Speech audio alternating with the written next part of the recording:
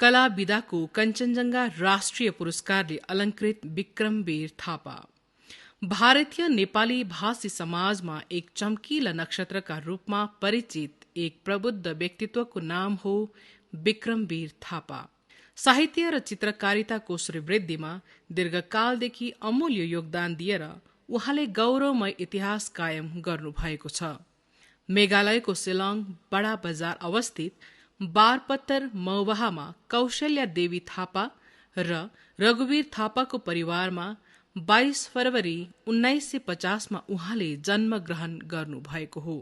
8औं श्रेणी उत्तीर्ण गरेपछि सन् 1968 मा भारतीय सेनाको गोर्खा राइफल्समा भर्ती हुनुभएका थापाले बंगलादेश र कारगिलको युद्धमा भाग लिनुभएको थियो।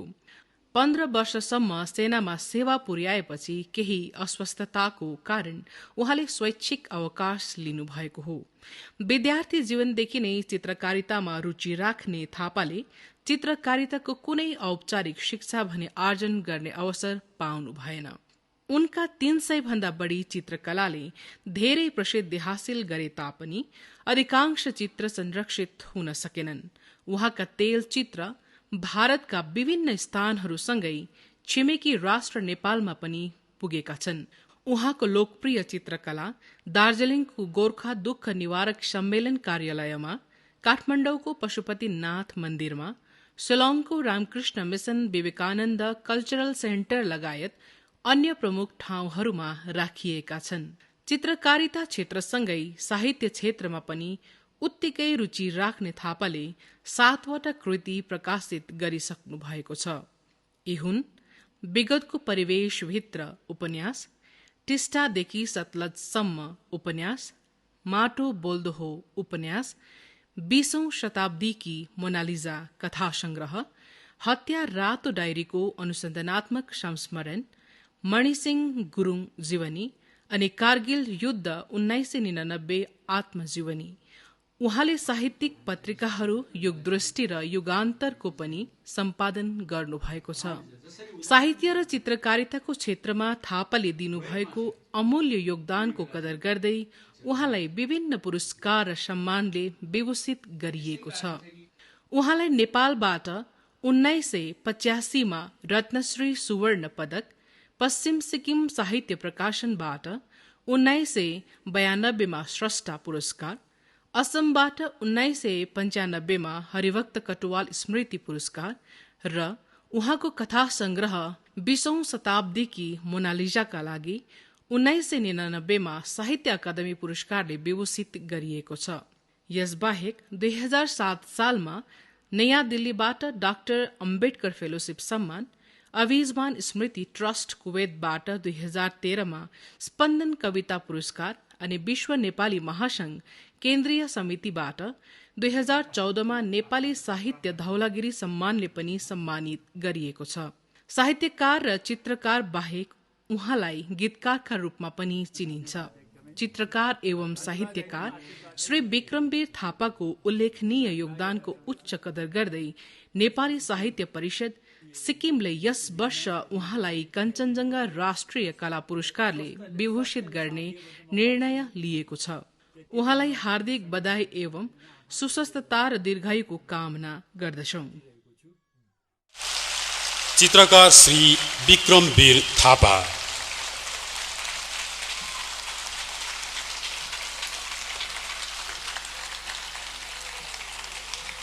म श्री विक्रमवीर थापाज्यूलाई प्रदान गरिने प्रशस्ति पत्रको पठन गरिरहेछु।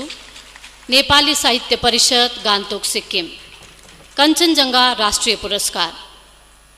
कलाकारिताको क्षेत्रमा दीर्घकालदेखि सेवा गर्दै समाज एवं राष्ट्रको मर्यादालाई अक्षुण्ण राख्न विशिष्ट योगदान पुर्याउनु भएकोमा श्री विक्रमवीर थापालाई नेपाली साहित्य परिषद सिक्किम वर्ष 2022 को कला विधाको कञ्चनजङ्घा राष्ट्रिय पुरस्कार ससम्मान अर्पण गर्दछ।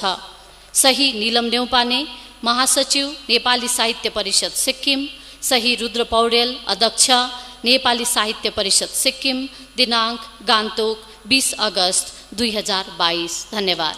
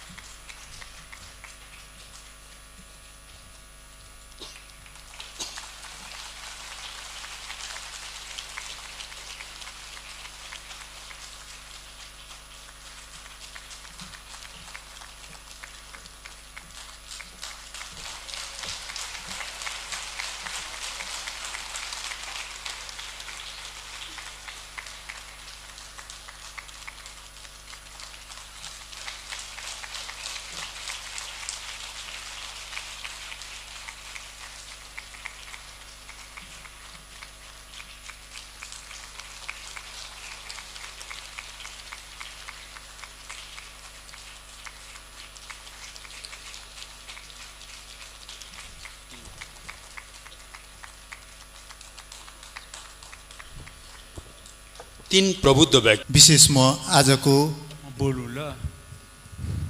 देख्नुभयो मेरो यो अवस्था र मेरो विचार पोख्नुभन्दा म सबैभन्दा राज्यपाल महोदयलाई नमस्कार गर्छु। किनभने राज्यपालज्यू चाहिँ सिक्किमभन्दा पहिला शिलाङमा आउनुहुन्थ्यो जस्तो मलाई लाग्छ। मेरो कानमा त्यस्तै पर्थ्यो, म पनि शिलाङको। यो अवस्था हेर्नुहोस्, म पुरस्कार लिन भनेर आएको होइन, म सन्चो छैन, एकदमै हिँड्नु सक्दैन। म कसरी आएँ होला, मृत्युबोध अनुभव गरेर आएँ, दुखेर आएँ। शिलङबाट कसरी मलाई चढाएर कसरी ल्याएर कसरी आए यहाँ भाइ छ, कृष्ण भाइ हुनुहुन्छ। अहिले म चित्रकलाको लागि नै बोल्छु, साहित्यको लागि म बोल्दैन, किन मैले साहित्य एकाडेमी पनि मैले पुरस्कार पाइसकेको छु। त्यो किताबमा मेरो एपिसोड पनि बनिसक्यो, त्यतातिर म जाँदिनँ। चित्रकलाको बारेमा म त्यस्तो ठुलो चित्रकार पनि होइन, म त भुइँफुट्टे चित्रकार। कुनै नेपाली साहित्य परिषदले सिक्किमले कसरी मलाई चाहिँ नि ठुलो चित्रकार देखेछन्, यो त उहाँहरूको भनौँ यो सिक्किमको ठुलो बडपन हो। मैले उहाँलाई सिक्किमलाई भन्न सक्थेँ म आउनु सक्दैन, मेरो यो स्थिति छ, मैले भनेको पनि थिएँ। तर मलाई के लाग्यो, तपाईँलाई चाहिँ चयन गरिएको छ, तपाईँ आउनु सक्नुहुन्छ हुँदैन भनेर मलाई सोध्नुभयो। चित्रकलाको बारेमा त हाम्रो जातिले राम्रै खोज्दा पनि खोज्दैन, सोद्धा पनि सोध्दैन। मैले अध्ययन गरिसकेँ, गान्तोकमा नि सोध्दैन, सिक्किममा नि सोध्दैन, बल्ल अलिअलि अहिले आएको मात्रै हो। याद गर्नु होला, पहिल्यैदेखि म यसमा लागिरहेको थिएँ। तर जब नेपाली साहित्य परिषदले तपाईँ आउनु सक्नुहुन्छ भने रुद्र पौडेलज्यू हुनुहुन्छ, अहिले झट्टै मेरो नाम ल्याउन सकिनँ, किनभने मलाई दुखेको छ, बेसरी दुखेको छ, खट्नै सकिनँ। यहाँ जसलाई यो रोग लागेको छ त्यसलाई थाहा हुन्छ। तर मलाई लाग्यो सिक्किमले मलाई पुरस्कार दिनु बोलाएको होइन, मलाई माया दिन बोलाएको हो।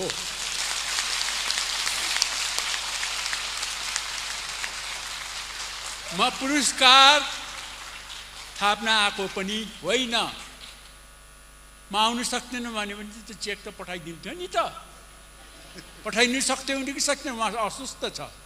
तर सिक्किमले मलाई माया दिएको हुनाले त्यो सिक्किमको माया पाउन, सिक्किमको यो माटोलाई चुम्न भनेर म आएको। यस्तो दुःख छ त्यो जति बेला म तपाईँ आउनु सक्नुहुन्छ कि हुँदैन भनेर त्यो माया देख्दाखेरि मैले डक्टरलाई देखाएर म ठिक हुन्छु कि भनेर यहाँ भाइ हुनुहुन्छ, म डक्टरलाई देखाउन गएँ, स्पेसलिस्टलाई, मेडिकल र अर्थोपेडिकलाई देखाएँ। उहाँले के दबाई दिनुभयो, त्यो झन् दिनदिनै अहिले म आँसु पनि आएको छ दुखेर। अब के बढेको बढेछ, दुखेको दुखै छ। म के को लागि आएको अरे, सिक्किमको माया पाउन। म फेरि सन्चो हुने छु, म त्यो मर्ने मान्छे होइन, सिपाही मान्छे हो। पाकिस्तानको गोलीले त केही गर्नु सकेन भने यसले त के गर्छ र।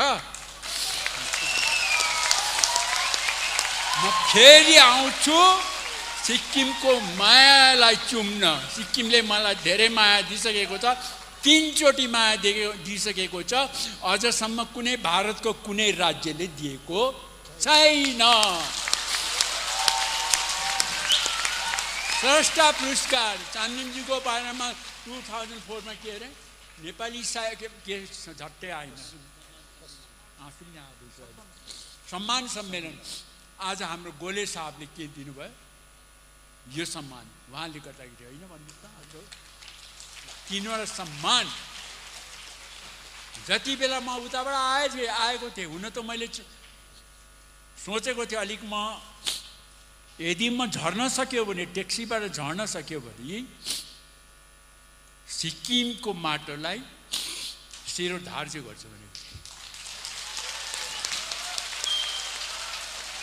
तर मैले गर्नु सकेन। तर मेरो मनले चाहिँ नि शिरो धार्य गरेर आएको थियो। किन गरेको थाहा छ? यो पनि थाहा छैन। सिक्किम छ र भारत पनि बाँचेको छ। किन बाँचेको छ यो अझै याद गर्नुभएको छ? फ्रुट आउँछ, ड्रेगन फ्रुट। सिक्किमले रोकेको छ है ड्रेगन फ्रुट। सिक्किम छ र भारतलाई यस्तो ठाउँलाई माटोलाई नचुमेर पुरस्कारलाई चुम्ने। पहिला म सिक्किमको माटोलाई चुम्छु। अब म धेरै बोल्दैन, बोल्ने भन्थे यस्तो राष्ट्रिय भावनाको भाषण त म कति दिन सक्छु। किनभने कारगिल युद्ध 99 मेरो एउटा पेन्टिङ छ।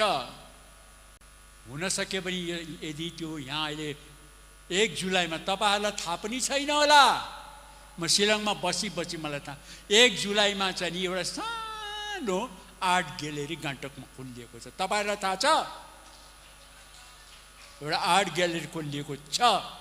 त्यो अलि राम्रो हुँदै जान संरक्षित हुँदै आयो भने चाहिँ नि कारगिल युद्ध 99 भन्ने एउटा पेन्टिङ छ। त्यो तपाईँ यो सिक्किमलाई म प्रदान गर्नेछु। लिनु आउन सक्छ कुनै भाइ मेरो घरमा। अब सिक्किम सरकारले लिनु जा भने चाहिँ कुनै भाइलाई पठायो भने, हुन त एउटा शिव छेत्री, तपाईँले चिन्नुहुन्छ कि हुन्न होला? शिव छेत्री, शिव छेत्रीलाई पठाइदिनुहोस्, किनभने उसमा ट्यालेन्ट मैले भेटेको छु। पहिले लिनु म पठाइदिन्छु। किनभने म अब हामी त जे हुन्छ तर हामी बाँच्छौँ भने चाहिँ अघि जो कुरा गरेको छौँ, केही न केही गर्छौँ भनेको छौँ। तैपनि उमेरले दिन्छ दिँदैन।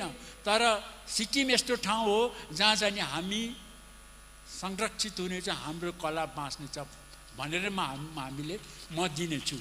यो कुरा त हिजो हामीले कुरा पनि गरेको थियौँ। उहाँले हामीले जतिको सिक्किमले हामीलाई माया गरेको छ, गरेको छ, कसैले गरेको छैन। हिजो हामीसँगै अँगालो मारेर पनि फोटो खिचेका थियौँ।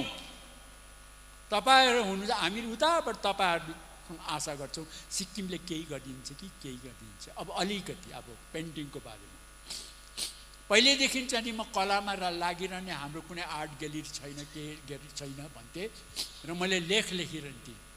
हाम्रो आर्ट ग्यालेरी हुनुपर्छ, के हुनुपर्छ। मेरो धेरै ठाउँमा मेरो आर्टिकल, यसले चाहिँ हाम्रो भाइ बहिनीहरूको चाहिँ यो कला संरक्षित हुन्छ, तिनीहरूलाई प्रोत्साहन भेटिन्छ भन्ने चाहिँ नि सोचेर चाहिँ मैले लेखिरहन्थेँ। सिक्किमबाट चाहिँ नि 2वटा चाहिँ नि मेरो आर्टिकल छापिएको छ।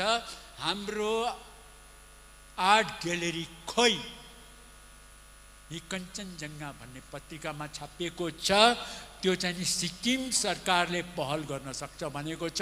2004मा पनि मैले लेखेको छु र म आशा गर्नेछु, अहिले गोले साहब जो हुनुहुन्न, म आशा गर्छु कि उहाँले चाहिँ नि फेरि त्यो अहिले जो आर्ट ग्यालेरी छ त्यसलाई ठुलो आर्ट ग्यालेरी बनाउने छन्। सिक्किमका भाइ बहिनीहरूलाई त्यहाँ आर्ट सजिने छन् र त्यो आर्ट ग्यालेरी विश्व मञ्चमा चाहिँ नि तपाईँहरूले ल्याउनु सक्नु पर्यो।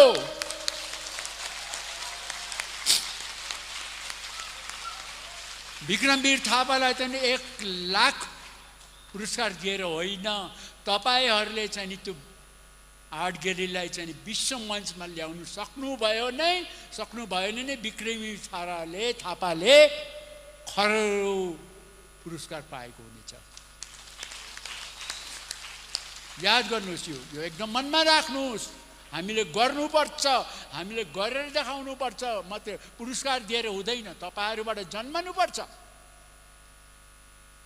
भन्दै र अन्तमा चाहिँ मनमा सधैँ याद गर्नुहोस्, सिक्किम छ र तपाईँ हुनुहुन्छ। सिक्किम छैन, गोले साहब पनि छैन, हामीहरू पनि छैन, यो मञ्च पनि छैन। सिक्किमको भूमि छ र यो चाहिँ स्थापित भएको छ। यदि आज यो भूमि नभएको तपाईँ हुनुहुन्थ्यो, म यहाँ हुने थिएँ। यसै कारण चाहिँ नि सिक्किमको माटोलाई चाहिँ नि आफ्नो प्राणभन्दा पनि प्यारो सम्झेर यसलाई बचाउने राख्नुहोस्, जहिले पनि सिक्किम जहिले पनि फलोस् फुलोस् भन्दै चाहिँ नि म मेरो कर्तव्य मन्तव्य यही टुङ्ग्याउँछु।